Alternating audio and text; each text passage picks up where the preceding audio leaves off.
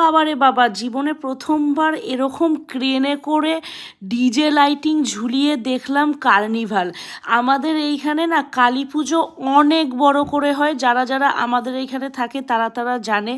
এখন আমি নামটা বললাম না, কিন্তু আমাদের এইখানে এই বছর 2025-এ কালী পুজোর কার্নিভালে কিন্তু এরকম একটা ক্রেন নিয়ে আসছিল। আর এই যেই ক্লাবের এই কার্নিভালটা ছিল, এটা কিন্তু আমাদের এইখানে সব থেকে বড় ক্লাব। এই ক্লাবে কিন্তু পুজো শুরু হওয়ার আগের থেকে টান টান উত্তেজনা থাকে মানুষদের মনে, কি এই ক্লাব কীরকম করবে। আর তোমরা জাস্ট লোকজনের ভিড়টা দেখো, কত ভিড় ছিল।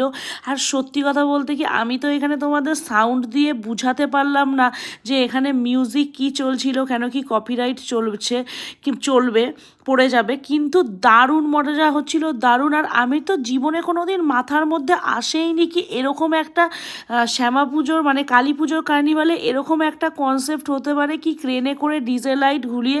আর এইখানে তুমি নাকি আমাকে আর আমার ছেলেকে দেখতে পাচ্ছ, আমরা দুজন যেহেতু আমার এই পাড়াতেই বাপের বাড়ি, মানে ছোটোর থেকে কিন্তু আমি এই পাড়াতেই বড় হয়েছি। দেখো খালি নাচ। আর পাশে যারা ছিল তারা কিছু সবাই আমার কাকা ছিল, সবাই পাড়ারই সব জেঠু কাকা দাদারা ছিল। সেই জন্য অত ভিড়ের মধ্যেও কিন্তু অকওয়ার্ড ফিল হচ্ছিল না, কেন ওই পাড়ায় আমি ছোট থেকে বড় হয়েছি, ওই পাড়ায় আমি জন্মেছি, তাই ভীষণ মজা করছিলাম। আর আমাদের এখানকার কালী পুজো কিন্তু আমাদের সবার কাছে একটা ইমোশান। আমরা ছোটোর থেকে এই কালী পুজোর জন্য দেখে বড় হয়েছি, আর প্রত্যেক বছর আমরা এই দিনটার জন্য অপেক্ষা করে থাকি, কেন কি এই দিনটা আমাদের সবার কাছে খুব ফেমাস। আর ছেলের সাথে কিন্তু আমিও দারুণ দারুণ মজা করছিলাম। তোমাদের কার কার ওখানে কী কী পুজো ফেমাস আছে সবাই প্লিজ আমার কমেন্ট বক্সে জানাও।